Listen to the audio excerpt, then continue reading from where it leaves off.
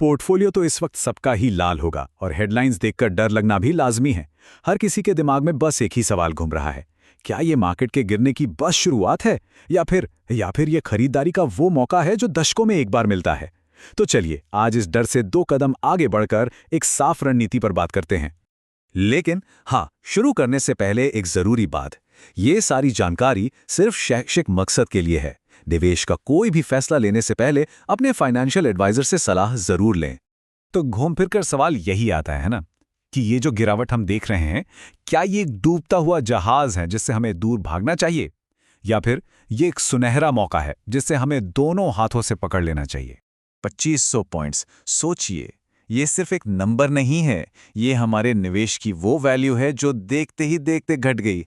तो ये जो डर है ये बिल्कुल असली है और इस वक्त पूरे बाजार पर यही हावी है। अच्छा, इस डर की जड़ को समझना है तो हमें दुनिया के नक्शे पर एक बहुत ही खास और उतनी ही नाजुक जगह पर जाना होगा। सारा खेल असल में वहीं से शुरू हो रहा है। मैं बात कर रहा हूं स्ट्रेट ऑफ हॉर्मुज की। आप इसे दुनिया की अर्थव्यवस्था की दुखती रग भी कह सकते हैं। ये इतना संकरा रास्ता है कि अगर यहां कुछ गड़बड़ हुई तो ये पूरी दुनिया की एनर्जी सप्लाई का गला घोंट सकता है। पूरी दुनिया का 20% तेल और एलएनजी। जरा कल्पना कीजिए कि अगर ये सप्लाई लाइन सिर्फ एक दिन के लिए भी बंद हो जाए तो क्या होगा। ये सिर्फ पेट्रोल डीजल की कीमतों का सवाल नहीं है, ये पूरी ग्लोबल सप्लाई चेन को ठप कर सकता है। तो ये तो हुई दुनिया की बात, लेकिन इसका सीधा असर भारत पर कैसे पड़ रहा है? हम इस कहानी के बीच में कहाँ हैं? सच तो ये है कि इस आग की सबसे ज्यादा तपिश शायद हम ही महसूस कर रहे हैं। अब जरा इन आंकड़ों पर नजर डालिए। ये भारत की कहानी बताते हैं। हम अपनी जरूरत का 85% तेल बाहर से मनवाते हैं, मतलब कीमतों पर हमारा कोई कंट्रोल नहीं है। और हमारे पास रिजर्व कितना है? सिर्फ 8 हफ्तों का। ये बहुत ही छोटा सा सेफ्टी नेट है और $80 प्रति बैरल तो बस शुरुआत लग रही है। ये भारत के लिए एक तरह का आर्थिक चक्रव्यूह है। लेकिन एक मिनट रुकिए, अगर आपका सारा ध्यान सिर्फ युद्ध और तेल की कीमतों पर है तो आप असली कहानी मिस कर रहे हैं। जो सबसे बड़ा खेल है वो तो पर्दे के पीछे चल रहा है, और वो खेल है पैसे का। हुआ यह है कि अमेरिका के फेडरल रिजर्व ने, यानी उनके सेंट्रल बैंक ने, चुपचाप नोट छापने वाली मशीन फिर से चालू कर दी है। हाँ, इस बार वो इसे क्यूई नहीं कह रहे हैं, एक नया फैंसी सा नाम दिया है, रिजर्व मैनेजमेंट परचेज। लेकिन आप जानते हैं, नाम बदलने से काम तो नहीं बदल जाता। आखिरकार सिस्टम में पैसा डाला जा रहा है। और ये एक जानी पहचानी कहानी है जो बार बार दोहराई जाती है। जब भी सेंट्रल बैंक सिस्टम में पैसा डालते हैं तो कैश की अपनी कीमत कम हो जाती है, और ये सारा पैसा भागकर कहाँ जाता है? ये जाता है एसेट्स में, जैसे कि स्टॉक्स और सोना, और नतीजा, इनकी कीमतें बढ़ने लगती हैं। यही वो अदृश्य ताकत है जो बाजार को गिरने से रोक सकती है। तो देखिए, बात सीधी सी है। युद्ध का डर वो शॉर्ट टर्म होता है, लेकिन सिस्टम में डाला गया पैसा यानी लिक्विडिटी, उसका असर लॉन्ग टर्म होता है। और इतिहास गवाह है कि जब भी डर और पैसे की लड़ाई हुई है, आखिर में जीत हमेशा पैसे की ही हुई है।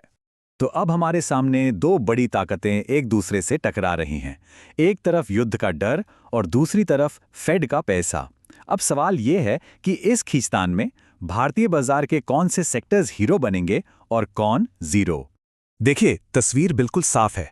रेड जोन में वो सारी कंपनियां हैं जिनका सीधा वास्ता कच्चे तेल से है। एविएशन, पेंट्स, टायर्स, इन सब की लागत बढ़ जाएगी। लेकिन दूसरी तरफ ग्रीन जोन को देखिए।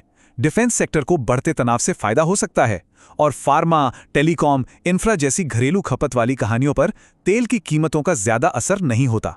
ये एक डिफेंसिव चाल है। तो ये तो हुआ पूरा एनालिसिस। लेकिन अब सबसे बड़ा सवाल कि इन हालात में एक आम निवेशक को करना क्या चाहिए? आपका अगला कदम क्या होना चाहिए? ऐसे माहौल के लिए 4 सुनहरे नियम याद रखिए। पहला और सबसे जरूरी, डर को अपने फैसलों पर हावी मत होने दीजिए। घबराकर बेचना सबसे बड़ी गलती है। दूसरा, अपनी एसआईपी को अपना सबसे बड़ा हथियार समझिए, उसे बंद मत कीजिए। तीसरा, मार्केट का बॉटम पकड़ने की कोशिश मत कीजिए, कोई नहीं कर सकता। और चौथा, क्वालिटी पर फोकस कीजिए। अच्छी बड़ी कंपनियां हर तूफान का सामना कर लेती हैं।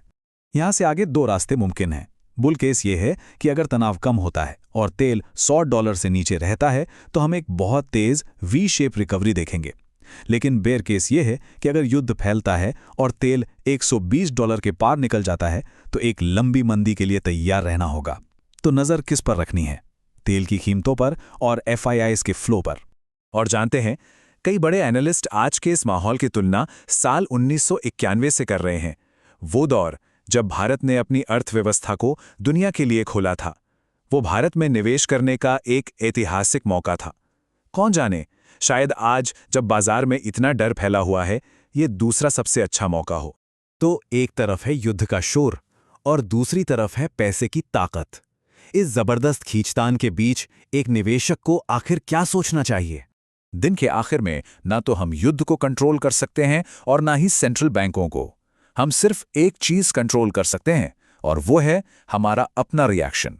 और शायद इस शोर शराबे से भरी दुनिया में सबसे ताकतवर रणनीति कोई आक्रामक चाल चलना नहीं, बल्कि सिर्फ धैर्य रखना है।